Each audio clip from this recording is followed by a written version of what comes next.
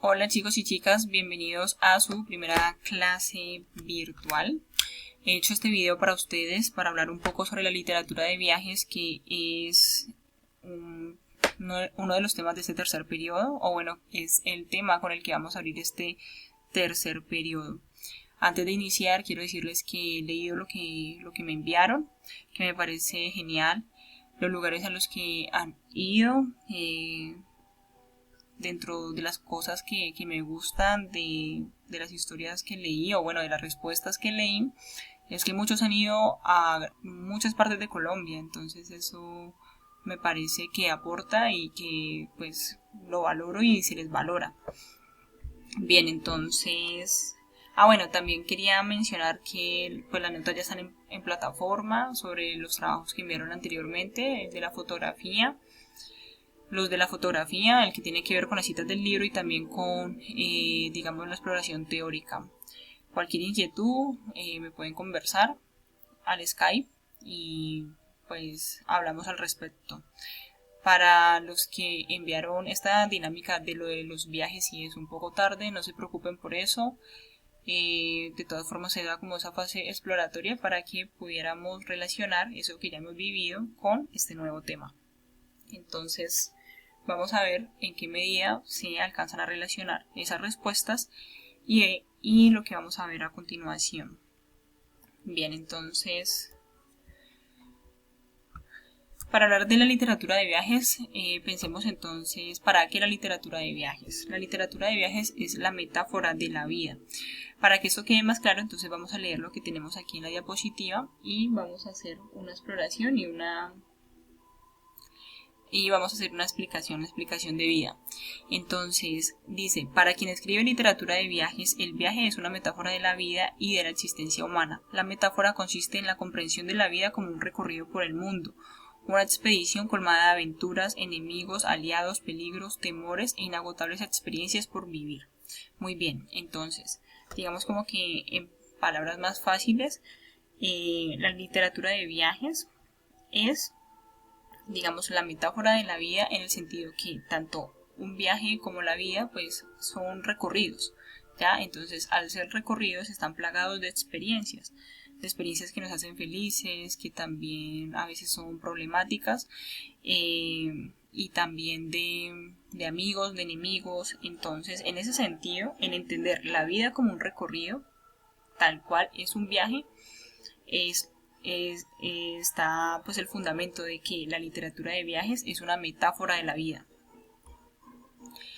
Como la literatura de viajes es una metáfora de la vida, entonces en la vida hay una transformación, ¿verdad? En la vida pues uno madura, va entendiendo cómo funcionan ciertas cosas, y lo mismo pasa entonces con los personajes viajeros. Dice, en la literatura de viajes, el protagonista es una persona, ser o un héroe que modifica su personalidad, su comportamiento y quizá también su apariencia a lo largo del relato, pero ante todo la transformación es psicológica. Muy bien. Como veníamos diciendo, si la literatura de viajes es la metáfora de la vida, porque la entendemos como un recorrido, pues durante ese recorrido hay unas transformaciones.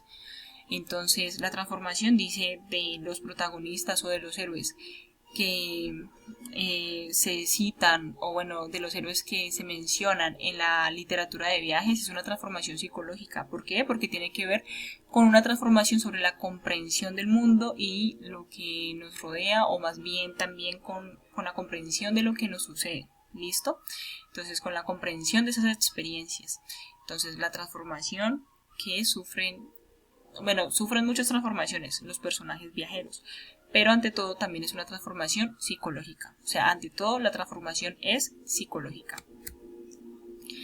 Bien, orígenes de la literatura de viajes. Yo he escogido aquí pues, bueno, los orígenes de la literatura de viajes no se entienden, digamos, a partir de una fecha o a partir de un autor como tal, sino que, digamos, tiene algunos antecedentes, y he escogido pues algunos que me parecen que están como pues en nuestro conocimiento general, en nuestra cultura general, para expandir un poco sobre cuáles pudieron ser esas primeras manifestaciones de la literatura de viaje.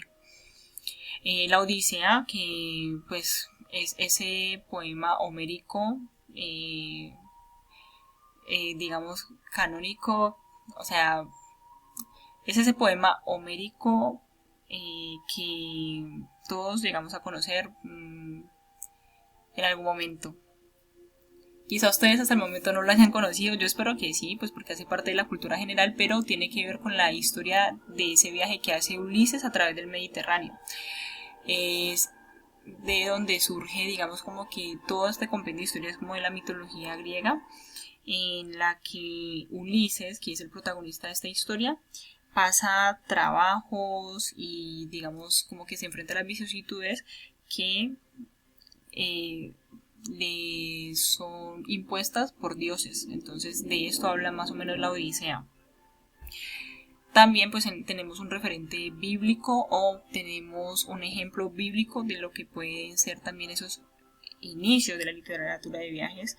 En la Biblia, por ejemplo, está el Éxodo, que es el viaje que realizan los judíos o que realizaron los judíos atravesando el desierto y el Mar Rojo, pues en busca de la tierra prometida. Entonces eso también es la historia de, o sea, también, digamos, aplica como una de esas primeras manifestaciones de la literatura de viajes. Y por último, pues uno sobre el que sí me gustaría extenderme un poco más, que son las crónicas de Indias. Las crónicas de Indias pues son como esa descripción detallada de los paisajes del Nuevo Mundo, cuando los españoles llegaron a América. Entonces, pues eso, principalmente pues ya es un viaje y además de ser un viaje también es un descubrimiento. Entonces, en ese descubrimiento, muchas cosas que no estaban en la comprensión de los españoles fueron narradas y relatadas, y esto pues es lo que entendemos como las crónicas de Indias. Ya que me permití mencionar esa palabra descubrimiento, la literatura de viajes como metáfora de vida y como transformación psicológica también tiene que ver mucho con eso, ¿no? Con el descubrimiento, con lo que descubrimos a partir de ese viaje. ¿Listo? Lo que descubrimos de nosotros, lo que descubrimos del entorno. Aquí hay entonces unos ejemplos de este tercer punto que les dije que me gustaría extender un poco. Estas son citas de algunas de esas crónicas de viajes. Entonces, como les dije, como esas crónicas fueron los relatos que hicieron los españoles cuando llegaron acá a América, entonces ellos ante ese descubrimiento, lógicamente, pues habían conocimientos o nombres que hoy en día sí conocemos, pero pues que en ese momento no, y que se les escapaban de su dimensión, o sea, de su dimensión, o sea, de lo que ellos podían conocer. Entonces, miren, por ejemplo, a mí esto me llama mucho la atención. Dice: vio además animales con cabeza y orejas de mula, cuerpo de camello, patas de ciervo y relincho de caballo. ¿Eso para qué? Para describir a la llama, que es el animal pues que nosotros conocemos, que es bien andino. Como en Europa pues no había de esos animales hasta ese momento, entonces ellos vienen y se encuentran con esa novedad. Entonces no lo pueden llamar por su nombre porque en ese momento no lo tiene, no es una llama para ese momento, sino que lo hace, lo que hacen es una descripción con elementos o con referencias cercanas para ellos, como el caballo. Entonces la comparan más o menos con el caballo y con la mula y con el camello, que son animales que ellos sí conocen. Entonces en eso más o menos quería profundizar. También, por ejemplo, con las aves, para describir al colibrí o al picaflor, miren la descripción que se hicieron en esas crónicas de Indias. Dice que: ya que he comenzado a hablar de aves, no quiero callar una cosa cierto maravillosa que Dios muestra en un pajarito, de los cuales hay en muchos en esta Nueva España, que es América, ¿no? Y aunque el pajarito es pequeño, la novedad no es chica, más es de muy notar. Su mantenimiento es extremado. No se mantiene de semillas ni de moscas, más solamente se ceba, o sea, se alimenta y se mantiene de la miel o rocío de las flores. Y así, pues ese era el vocabulario de esa época, ¿no? Ansí, para decir así anda siempre, con su piquillo chupando las rosas muy sutilmente o sutilmente, volando sin asentar sobre ellas. Entonces, hacen toda esta descripción para referirse al colibrí. Aquí también hay otro. Esta tiene que ver con la boa constrictor o pirón. Esta sí la dejo pues para que lo lean ustedes. Es muy interesante porque la llaman, o sea, la llaman o la describen como una gran serpiente o como algo pues muy terrorífico. Y pues de hecho, desde luego que sí lo llega a ser. Entonces, para profundizar un poco más en este tema sobre los orígenes, recuerden que estamos en esta parte, en los orígenes de la literatura de viajes, pensando en las crónicas de Indias. ¿Listo? Entonces, para que eso nos quede un poco más claro sobre qué son estas crónicas de Indias, que son una primera manifestación de literatura de viajes, entonces vamos a ver este video. Yo les voy a dejar el enlace en la guía para que lo vean. ¿Listo? Y por último, para terminar pues ya este video, hay una advertencia, o mejor dicho, digamos, algo que no se les puede pasar por alto, y es que cuando hablamos de literatura de viajes, no estamos hablando de un género literario, como cuando hablamos de literatura policíaca, o como cuando hablamos de literatura fantástica o literatura de ciencia ficción. No. Cuando hablamos de literatura de viajes, estamos hablando es de un tema persistente en la literatura, es decir, no estamos hablando, como les digo y les reitero, de una estructura de una estructura como es la estructura de la literatura policíaca o la literatura de ciencia ficción. No, estamos hablando de un tema que es muy tratado en la literatura. ¿Listo? Entonces la literatura de viajes no es un género literario, se trata más bien de un tema que ha sido persistente en la historia de la literatura. ¿Listo?